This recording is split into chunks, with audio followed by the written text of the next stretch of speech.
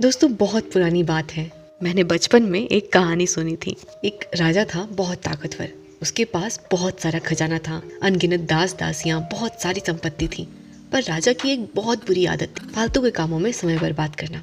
Late उठना, दरबार जाने के बजाय अपने दोस्तों के साथ समय बिता, हर काम कल पर टालना। एक दिन राजा के दरबार में एक साधु आते हैं। उन्होंने राजा से कहा कि महाराज, आपके पास तो बहुत कुछ है, इतना सारा खजाना है, पर आप अपना सबसे बहुमूल्य खजाना खोते जा रहे हैं, अपना समय। यदि आपने इसे अभी सही से इस्तेमाल नहीं किया तो एक दिन आपको बहुत पछतावा होगा। राजा को समझ में नहीं आया, वो हंसने लगा। उसने उल्टा साधु का ही मजाक बना दिया। उसने कहा कि मेरे पास बहुत समय है, मैं जब भी चाहूँ जो भी चाहूँ कर सकता हूँ। राजा को कोई फर्क नहीं पड़ा। सालों बीत गए, राजा बूढ़ा हो गया। उसका पूरा राज्य कमजोर पड़ने लगा, युद्ध हारने लगा, लोगों का विश्वास भी उस पर से उठने लगा। ये वो समय था जब राजा को महसूस हुआ कि सच में उसने अपना कितना सारा समय बेकार के कामों में बर्बाद किया जिनका कोई कीमत ही नहीं था। अब उसे अफसोस हो रहा था अपने किए पर समय तो बीत गया। कभी हमारे साथ भी ऐसा रहा होगा ना, जब सब हमारी तारीफ किया करते थे, हम बहुत अच्छा भी कर रहे होते थे, पर फिर अचानक से ऐसा क्या हुआ, हमने ध्यान नहीं दिया, सब कुछ इतना बिगड़ गया। समय बहुत ही कीमती है, यदि सही से इस्तेमाल हो तो ये हमें क्या कुछ नहीं दे सकता, पर यदि इसे खराब किया तो ये हमें बहुत पीछे खींच भी देगा। एक बार बीत गया तो वापस नहीं आएगा।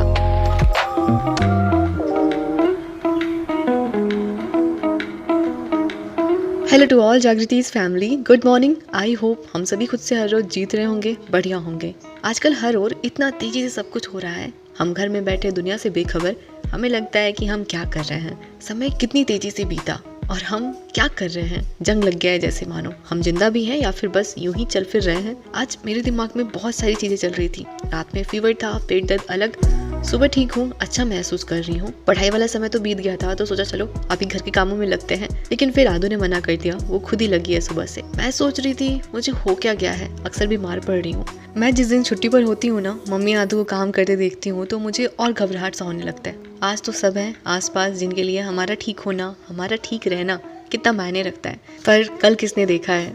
महसूस होता है जैसे कुछ नहीं कर रही, सब पर बोझ हूँ। अब मुझे अपना टाइम वेस्ट नहीं करना, इन लोगों के लिए मुझे कुछ करना है जिनको मुझसे बहुत सारी उम्मीदें हैं। मैं क्या महसूस कर रही थी, मुझे कैसा लग रहा था, मैं आप सभी से बता नहीं पा रही हूँ। किस तरह से मैं घबरा रही थी, शायद आप सभी भी ऐसा महसूस करते होंगे कभी। नीचे आई, लंबी लंबी सांसें लिया, मेडिटेशन किया, खुद को ठीक किया, बाल झाड़ा, अपने आप को सही से किया।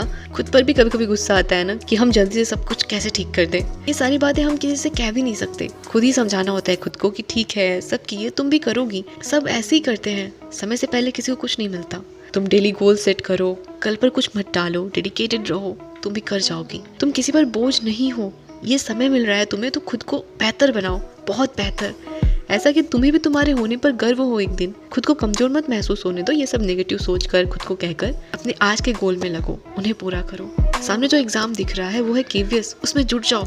ऐसे लोगों की यही तुम्हारा आखिरी है, इसी में बस होना है। मैं नीचे आई लगभग 10 बजे। सबसे पहले आज के गोल को एक किनारे कर मैं लेकर के बैठ चुकी हूँ केवीएस का सिलेबस, क्योंकि आज मुझे एक बात बिल्कुल क्लियर कर लेनी थी कि मुझे केवीएस एग्जाम की प्रिपरेशन कैसे करनी है, मुझे बैच लेना है या फिर सेल्फ स्टडी करनी है। मेरे मन में ये बात बहुत दिनों से चल रही थी। मैं काफ़ी कंफ्यूज हूँ। मुझे लगता है मैं खुद से भी पढ़ के कर सकती हूँ, पर फिर भी एक डाउट है कहीं ना कहीं कि बाद में चल करके मुझे पछताना न रहे कि मैंने गाइडेंस क्यों नहीं लिया, ले लेना चाहिए था। तो सबसे पहले मैंने सिलेबस देखा, खुद से मैंने लिख कर पूरा सिलेबस देखा, क्योंकि लिखना ज़्यादा सही रहता है, वो टिकता है दिमाग में, हम सोचते हैं उसे।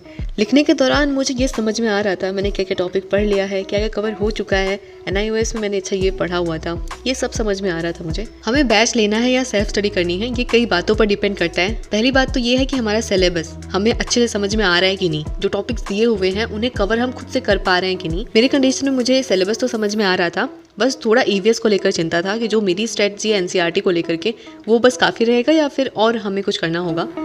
दूसरी बात है PYQ पेपर देखकर खुद का एक टेस्ट लेना कि हम कितने पानी में हैं। सिलेबस के जो एरिया से प्रश्न बने हैं हम उसे सॉल्व कर पा रहे हैं या नहीं, कौन सा एरिया वीक है, किस पर हमें ज़्यादा ध्यान देना है, हम उसे खुद से कर पाएंगे या नहीं। मेरे कंडीशन में मैंने PYQ देखा है, मेरा स्कोर 100 से 120 के बीच में रह रहा है। तीसरी बात है समय, हमारे पास कितना समय है एग्जाम के लिए, उसकी प्रिपरेशन के लिए, हमारी बुक लिस्ट क्या होगी, सोर्स क्या होंगे, मटेरियल क्या होंगे, ये सब कुछ।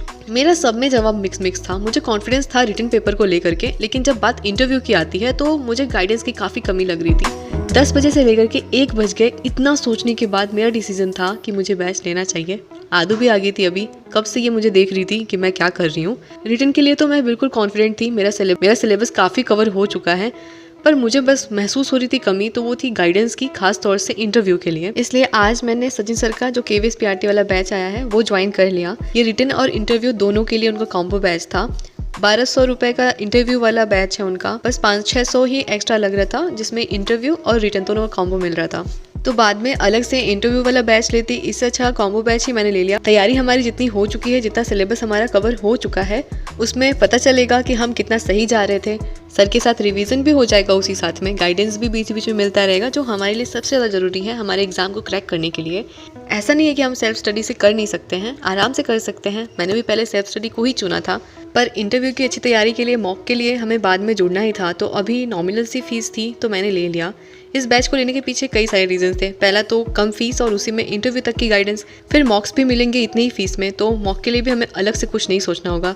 और सबसे इंपॉर्टेंट बात कि सचिन सर का गाइडेंस हमें मिलेगा, जिन्हें खुद KVS का अनुभव है।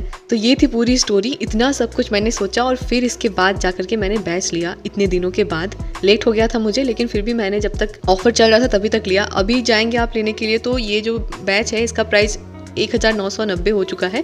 जब मैंने लिया था तो उस समय 1500 ही था इसका फी। यदि आपने अभी तक भी कुछ नहीं सोचा है, नहीं लिया है आपने बैच, या आपने नहीं सोचा है कि सेल्फ स्टडी करना है या फिर बैच लेना है, तो एक बार सोचिए, बैठिए, इसके बाद डिसाइड करिए।